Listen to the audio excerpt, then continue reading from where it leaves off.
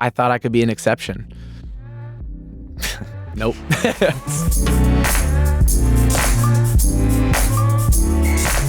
It's kind of a weird thing to say thank you through your music to people. It's not often done. Yeah, I think it's also just like part of my personality, maybe a bit corny and earnest. No, I love that though. It's celebratory. And I think any celebration, if you're in the celebration, it's not corny. If you're outside, Yeah. you call it corny.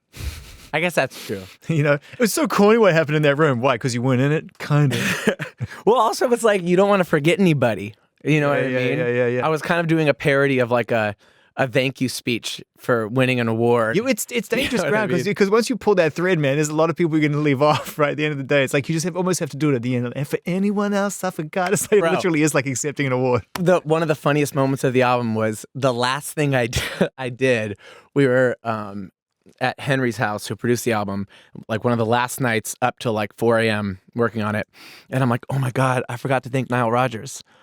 Like, Yeah, because he's in the lyrics, but you didn't shut him. no, I do. Oh, you do. It's But just someone is the in the most lyrics. hilarious background of me going, and Nile Rodgers, yeah. Oh, that's right. Because there's a couple of people in the lyrics that are there, but you don't hear them too in the background. Niall's one of them. There's someone else. One of them. Cashmere Cat. That's Cashmere Cat. I was like, I'm reading Cashmere Cat. I don't hear No, Cashmere they're both Cat. backgrounds.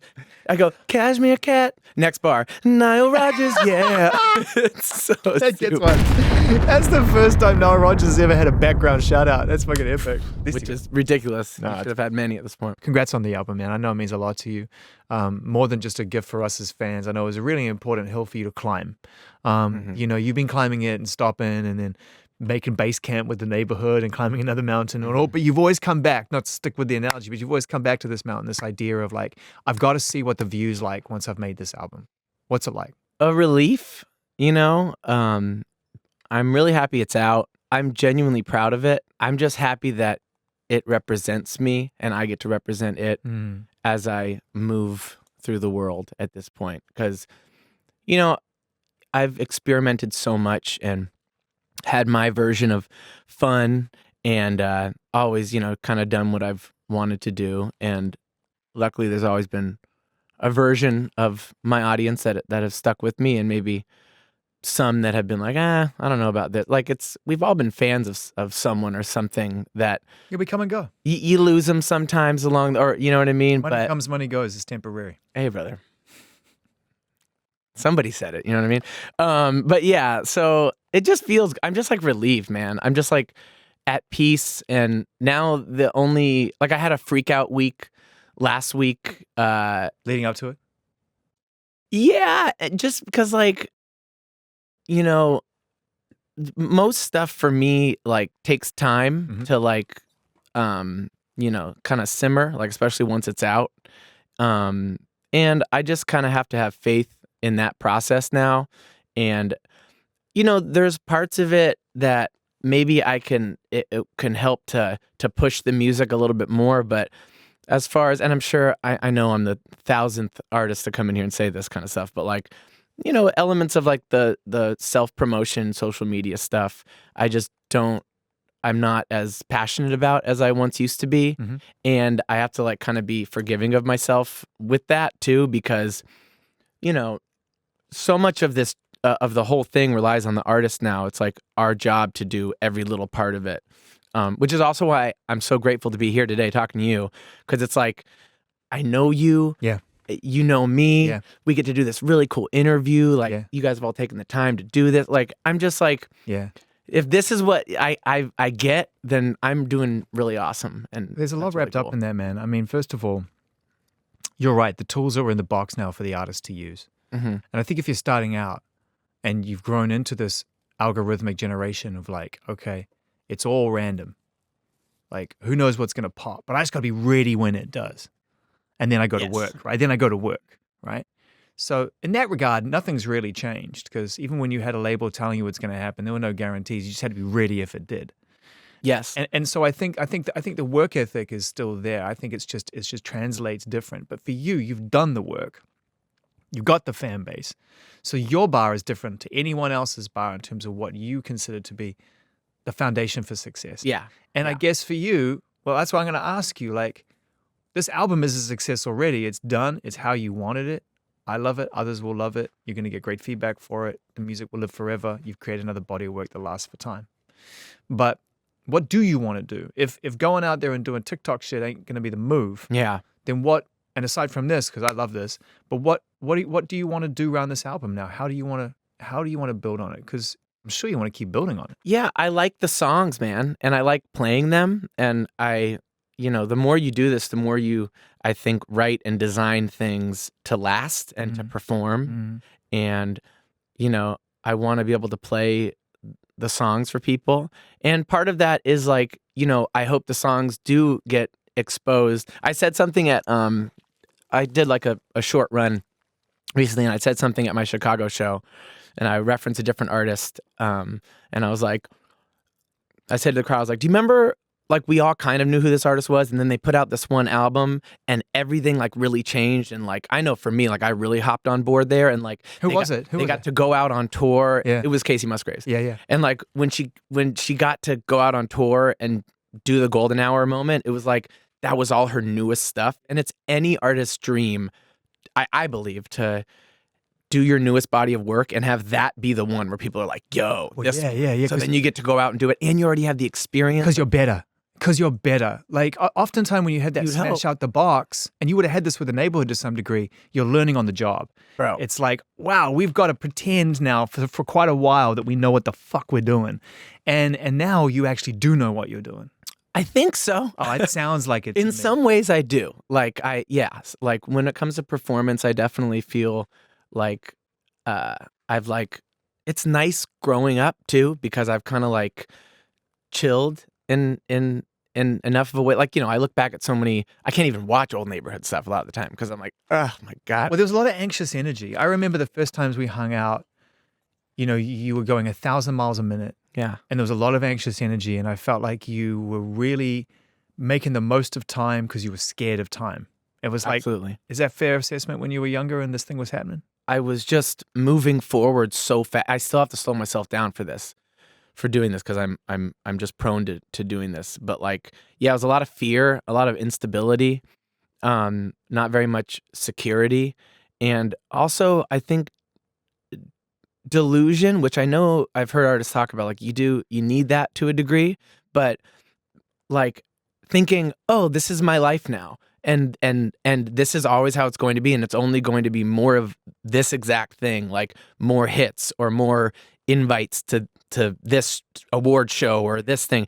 And then time goes by and maybe that doesn't happen again, and you start looking back and you're like, oh, that was the moment I had to do that thing, and like I wore that outfit and my hair looked like that, and like I did that thing, like, oh my God, what an idiot. You know what I mean? Yeah. I mean, and then also you're like, whatever, who cares? But like, I don't know, man. I think it's all part of the beautiful tapestry of it all. I don't think that you can get here, without having all those experiences, being able to laugh at yourself, being able to recognize who you were as a younger kid, trying to make music, trying to make sense of it. Thank God you had your friends around you. oh my God, I know.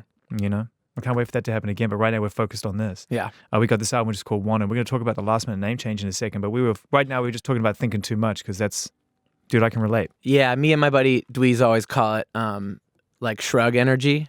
Yeah, shrug. Or I'll make the joke like shrug life, like I'm gonna get tattooed on my stomach. But it's just you want it to feel that way, like, stuff. you know what I mean? Yeah. Very. I mean, to me, like John Lennon was one of the best at it, where it's like so exactly throwaway and so simple. Yeah. But just like, yeah, that's true. I think it's like the hardest thing to do. Well, that's his great quote, isn't it? Like, how do you write these classic Beatles songs? And he said something like, say what you mean, make it rhyme. Yeah. Right. So annoying. I mean, it's so hard, or to me at least it is. It only gets harder. It's only gotten harder. It's harder. What makes you say that? Because you get sick of your own shit, sick of your own tricks. You start to sound like a cliche to yourself. Yeah. And in some ways you like want to do, I mean, some of my favorite artists, like I feel like have maybe consciously or unconsciously cracked doing a really good impression of themselves. And like that's when, if I'm in a session and someone's like, oh yeah, that's such like a Jesse thing, I'm like, can you tell me what you mean by that? Yeah, like, yeah. I don't even know if I quite understand exactly what that is sometimes. Yeah. Well, I think you nailed it with shrug energy. I mean, there's this thing that you have where you you write these really deep, thoughtful observations, but you do not mind making it feel like you're throwing them across the table over coffee. Ugh, I'm so earnest. It's just pathetic. Like, who cares, dude? Like, Something wrong with being earnest, man. no, you're right, but like, It's better than dishonest. I prefer it. I look for it in my entertainers or my Yeah. So what you're saying is that you offset that by being playful in delivery and I try. yeah. And even Chip. I mean, Chip was an exercise in probably trying to get away from that earnest impression that people have of you, right? And being like, hang on, I'm also an entertainer, and I'm going to take on that classic role of the entertainer through costume and makeup and through presentation. Right, but it's also funny that people don't often understand your sense of humor, especially when you Welcome to life. well, especially when you didn't enter with a sense of humor. Like, I entered the scene, the game, as like a very Serious. over dramatic, Dude, you're serious person. So then when this you is the try to band when I tried to when I put a photo up on Instagram that was color, that I got a message saying, cut that, take it off, black and white or bust. yeah, I was like, whoa, fellas, fair enough. That was such a good day. I remember calling Kirk and he's like, zip, you're fucking serious about this shit. Take that down. I was like, you got it, no problem. I get it, so I get it. I mean, we were, but also it's like, it was serious in a way that was like, come on, is it that big of a deal? Like, that was more so the energy for me always was just like, Yeah. Who cares? Just press the button and do it. It's like not that. And nowadays, I don't think any of that is a big deal. But listen, but in fairness to you and the boys, and to get to this place where Shrug Energy is alive and well on this album, to be fair to you, you are building a safe place for you. And to do that, it needs walls, and it needs floors, and it needs ceilings, and it needs doors and windows, and it needs to be secure, and needs to be airtight. Yeah. And here I am leaving the window open, and you're like, close the window. So I understand it. It's like that was an important time to draw a line and say, this is what we represent, and fans will notice it, right? Mm-hmm. Relationship building. It was, yeah.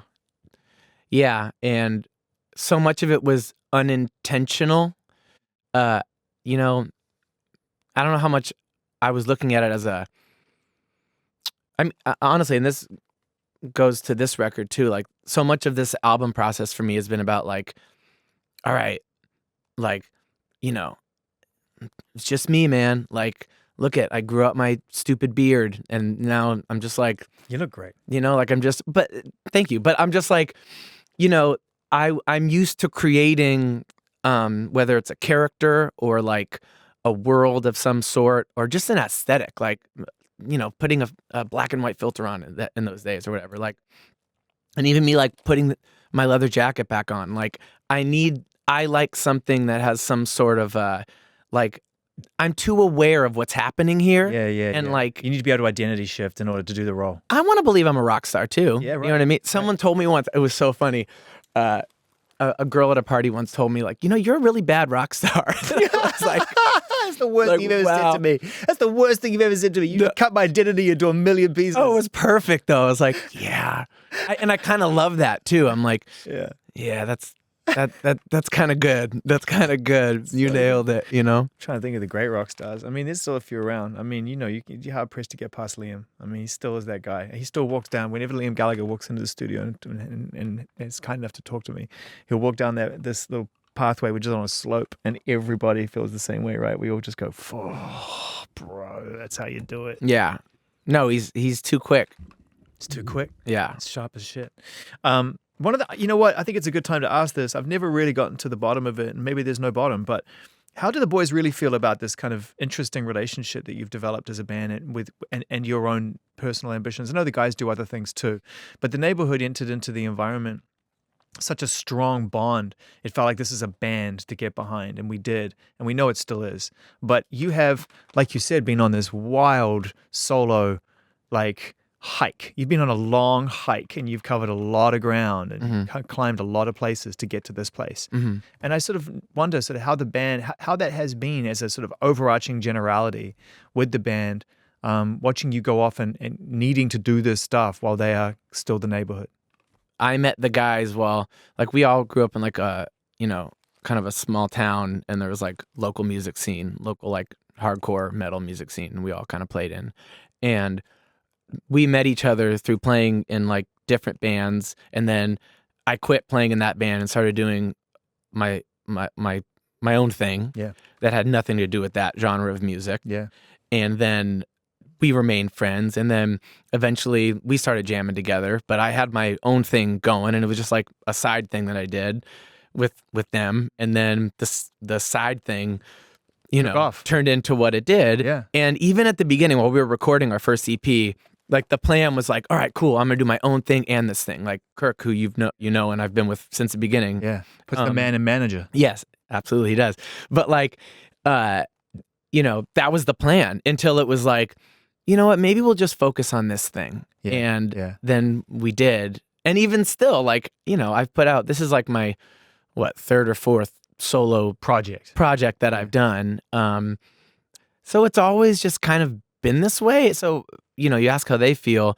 They're truly, just supportive and always understanding. There's never been a moment where I've ever felt like they were like, oh, man, like, hurry up, get back here. We got work to do. Here goes Jess doing his thing. No, it's like, it's not really like that, and I think sometimes the time apart, distance makes the heart grow fonder, right? So like, we just are able to appreciate each other more. I know it makes me appreciate the band way more and my role in it and the success in it, or of it rather. And like, it's so much, in the best way, it's so much easier. And like, for a long time I was making it more difficult than it needed to be. But like, dude, I'm like one of 5 people in a thing. Just play your role and do the best you can. Just show up. Yeah. Like, and it's fine. Like, it's all good. It's just really a blessing. So no, you're right. I think when people go out and do things on their own, there's a freedom that comes with it to be able to just follow your creative dreams and your vision without any kind of compromise. And compromise is great, but obviously you don't want to do it all the time. But the flip side of that, and I've experienced this personally, and I've seen lots of my friends go through it too, is that it's a different weight. It's a different weight on your shoulders. It's, you got to answer all the questions. You got to figure out the timings. You got to be responsible for letting it go. You have to make the decisions. Got to make the decisions. Everybody at the end is like, so, Jess, are you ready? What do you want to do here? In 3 years, like, are you ready? I don't know what I want to do. That's my problem. Yeah. But you found your way here. Was it hard to get to the end of this recording process and let it go, or were you dying to let it go? Not dying to let it go, but by the end of it, I was definitely like, all right, like, yeah, I made 5 albums to get to this one in like all different styles, and as I've always done, like, and for me, I kind of formed a different band in order to do this one and get it done. Yeah, like, there's a real common thread through this. There's a couple of things that are surprising on here, like Spirit, Wanted, definitely lean into the more kind of, what I would say, the more modern software-based type environment. Sure. But even though the drums are programmed and feel very sort of hip-hop, and a lot of it, or at least kind of classic timeless hip-hop, like, it's very sort of instant vintage soul through a lot of this record. Yeah, I mean, it's funny, those, I don't know if you mentioned these on purpose, those 2 Dahi worked on. Right.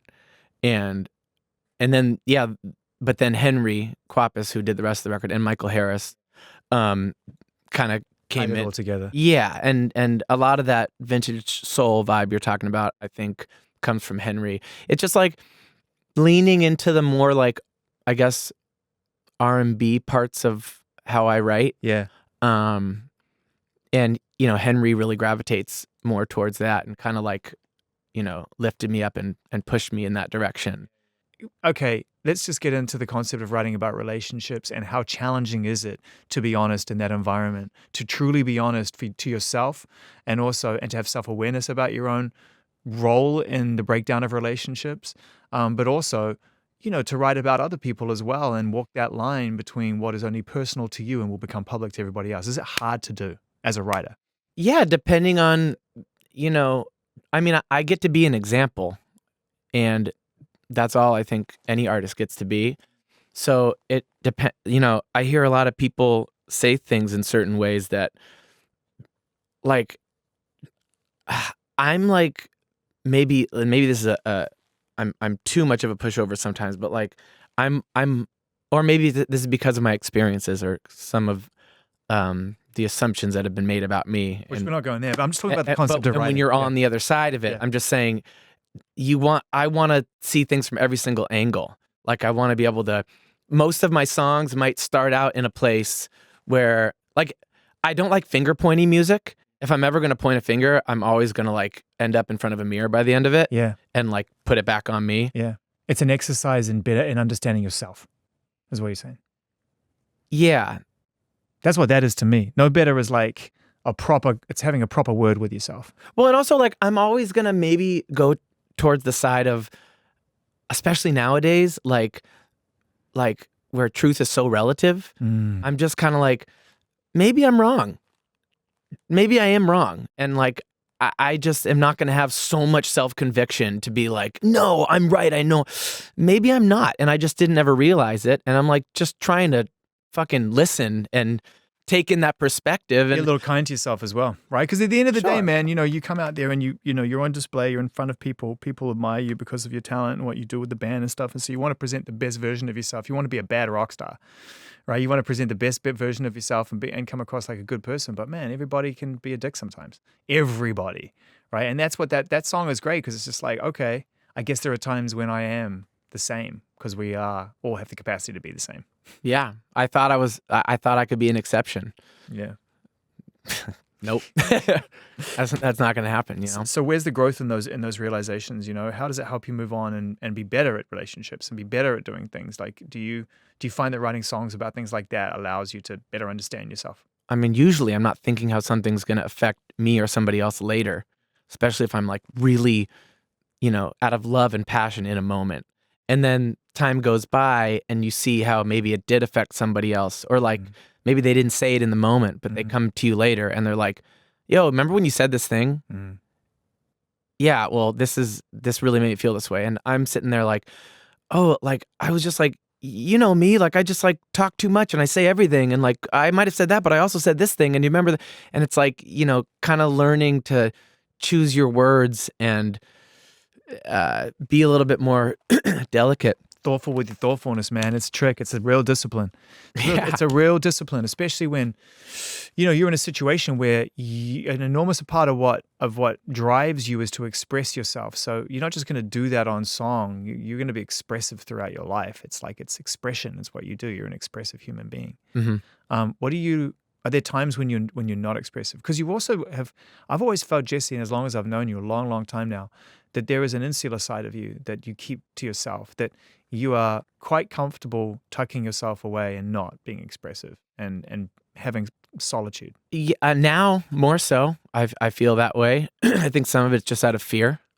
Fear of being on your own? Well, it used to be more fear of being on my own. Now I'm fearful of being taken advantage of my vulnerability. Yeah. Because I've only ever told my truth, and that it doesn't really matter, because if somebody else wants to say something else and that gets is louder in volume than what your truth is, then my truth doesn't really matter anymore. This is a big thing that's coming up in a lot of conversations with artists that I love and admire. Me too.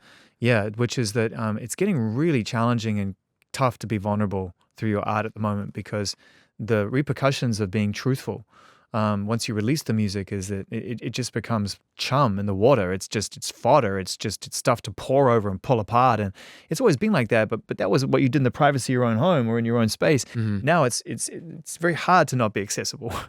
You have to literally not turn anything on or be around anyone or be outside to not be exposed, depending on the scale of how visible you are and how popular you are. Right. So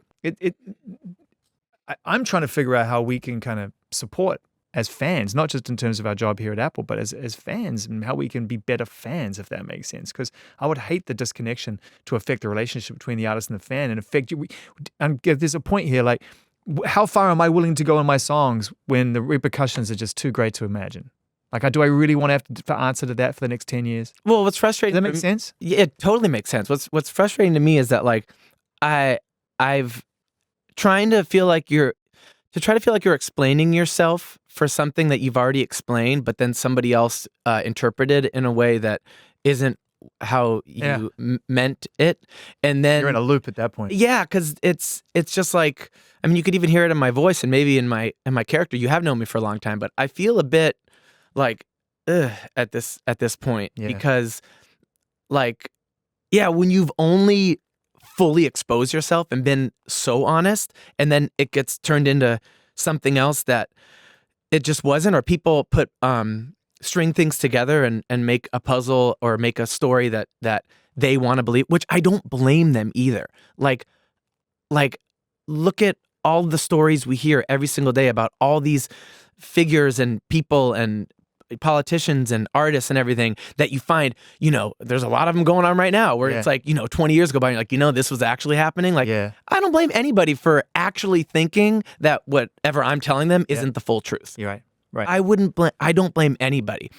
I don't believe anything anybody's saying or showing me, but I'm also like, I think the past couple years have I've lost so much hope in people, but I've gained so much empathy, because if you're on the other side of and listen. Wow, that's crazy. I'm just putting that together. That's a powerful statement. I've never heard those words in that order. Yeah. I've lost hope in people, but I've discovered a sense of empathy. That's really sad. Yeah, we don't know anything, man. And everybody's out here fearful for their lives, acting like they know something. Sorry. And I know that's too big. heavy. It's too big. Yeah, I'm happy everybody doesn't think the way that I do, but it's not the best place, to be honest. It's Wow, man. I mean, listen, you've made some really powerful observations there, and it's so funny because the sound of the record, and again, music is just littered with these wonderful contradictions of hopeful music and sad realization. Yeah. The Smiths, ladies and gentlemen. Yeah. I had to contrast it somehow, dude. We know you as Jesse from the Neighbourhood or Jesse Rutherford. Now we know you as Jesse. And the R is, I love the way you did it. I love the way you trademarked it. It's cool, man. I mean, it's just of course, that makes total fucking sense. And we thought we were going to get both Jesse the artist with Jesse the album, and then here at Apple Music, we got this last minute switcheroo, and it's wanted ? So what prompted the name change? And because, I mean, that doesn't happen. It's rare that people switch it at the last minute. I know. I mean, look, you can do that now. So if you actually look at the songs as they go up on our metadata right now, we're still figuring it out. If not, it's gone, but it's still Jesse. So we're still figuring out how to get this wanted thing into our thing, which is going to happen. Through parts of it, yeah. Yeah. On the main page, it's how you want it. Yeah. Wanted. You broke Apple, bro. Congrats. There you go. Kanye thought he could do it. Sorry, buddy. No, but yeah. First of all, you can do that nowadays, which is awesome. Yeah, Charlie did it. She changed all of her artwork to Brat related. I know, and it's really cool. Cool, right? Yeah, I was telling a couple buddies about that the other day, and they were like, "Wait, really?" And they looked, they're like, "Whoa!" Yeah, it's cool. I mean, it's so cool, and to do it with a typeface and I saw her the other day, and I brought that up, and she just cracked up laughing. She just thinks it's fun. No, it's awesome. Yeah, you get to do that. Yeah, you know what I mean? If you have a regret, you could change it a little bit. You know what I mean? Rewrite your own history a little bit. I've done a couple of them, and I know sometimes my audience gets a little bit annoyed at that, but I don't know. But we want it too, though. The unpredictability is a part of the frustrating relationship that we actually still want in our life. Yeah. Why did you make the change, though? Why did you? Because there's a song on the album called Wanted, and you're called Jesse. So why did you choose the song over the name? The self-titled thing just seemed, first of all, not as what's weird about being a solo artist that uses just my name is when I think about making merchandise, that just says my name on it. You find it icky? Yeah, it's just I don't know. Who wants to really, I don't know. I don't know how much I like that. So I like having things to be able to brand, I guess. I've said it before, I'm really just a creative director that kind of learned how to sing and write a song. Oh my God, you're in the right era. Yeah, I know. I mean, look at real. Charlie. She's like a CEO of a creative marketing Incredible. company, basically, who also happens to be a sex superstar. Yeah, and stuck with it for a really long time to her vision and has paid off you get it greatly. No, it's incredible. Everybody gets it right. Consistent, Yeah, and took her time just like you've taken yours, Did it feel like 3 years? No. Too much fun? Yeah, sure. Yeah.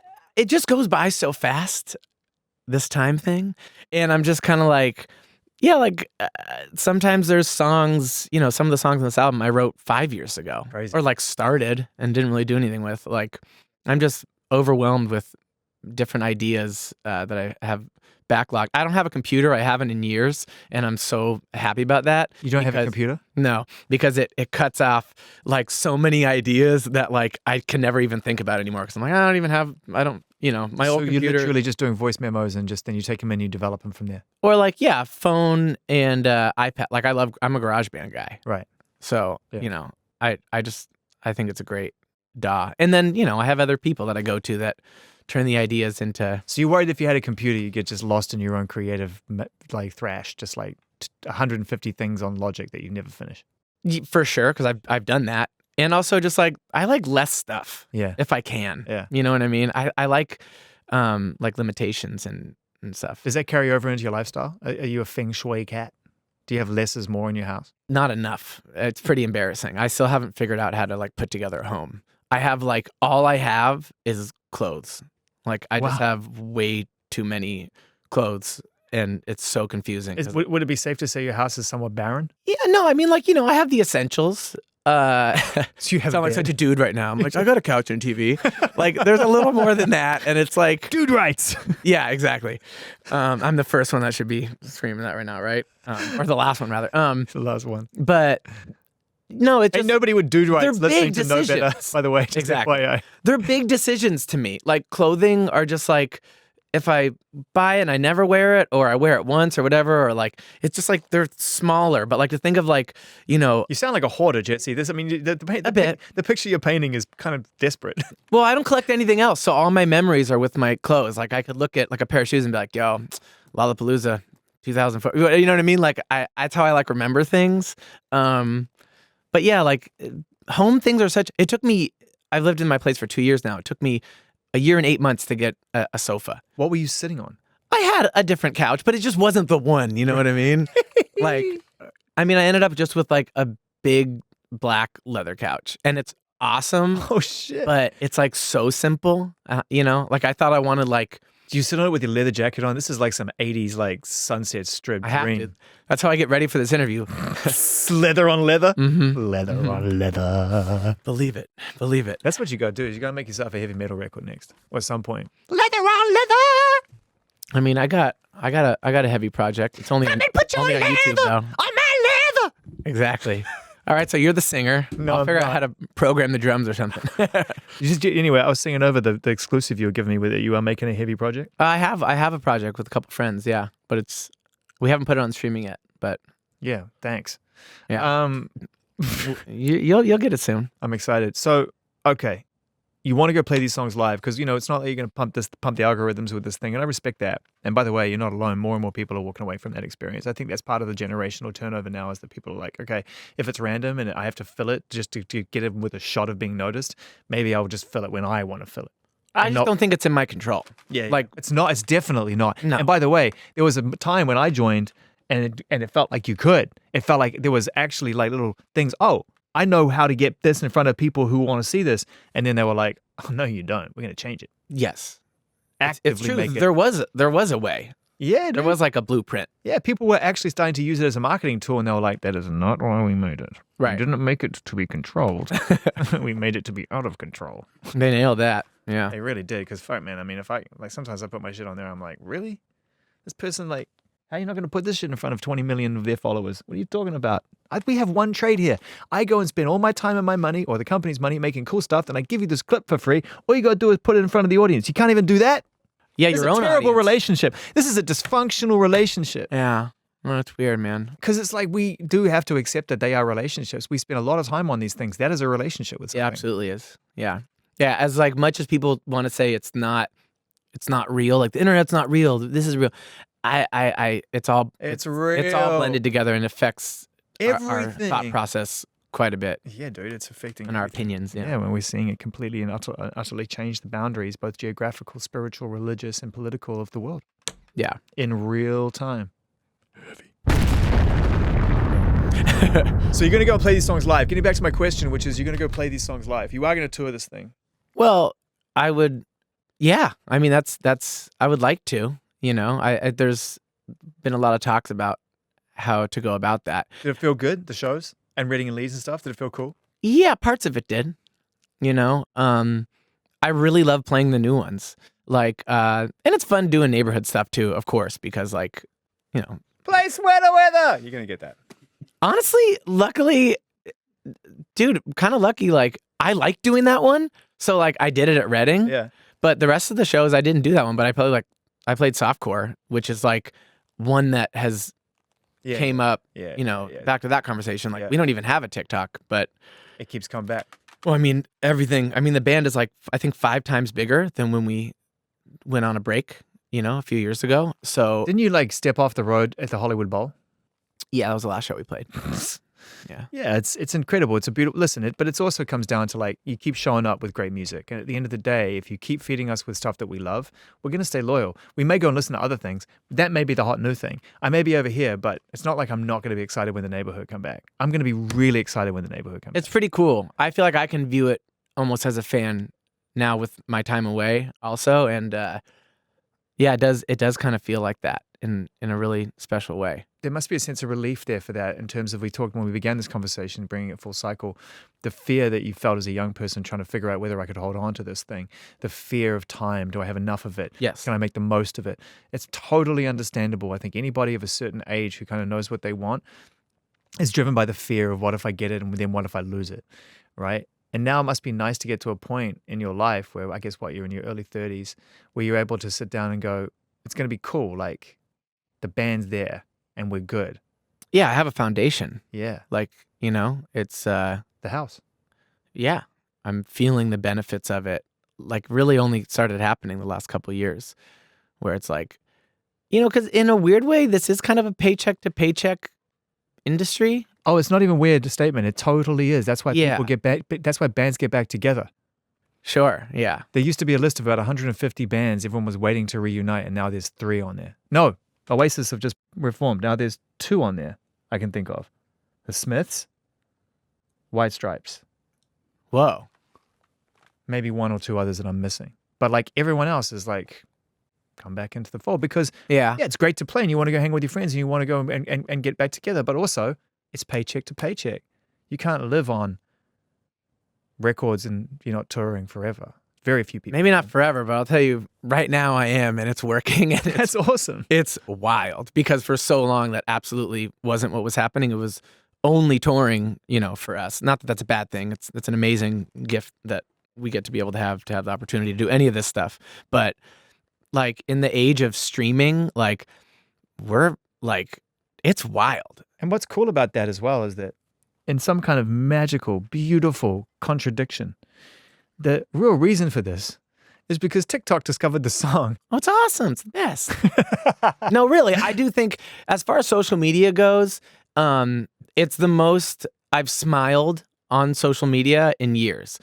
There's a lot of funny stuff, and it's made me more social with my friends. Yeah. I'm not usually much of a texter or a group chat person, but it's made me way more social with my buddies. And then you watch something. I don't have to, I feel like an idiot explaining it how it works, but you watch one thing and then it gets into your algorithm. It's amazing. It's awesome, because things that I would have never looked into or whatever, now I have on my feed, and I'm oh, this is hilarious. All those ab workouts are working out for you, man. All those fitness cardio ab workouts in 5 minutes, man. I want it to work for me better, personally, with my promoting my stuff. But other than that, I can't lie. I like what they're doing. Fans will want to know, man. They'll be upset if I don't ask. This album, hopefully we're going to get shows.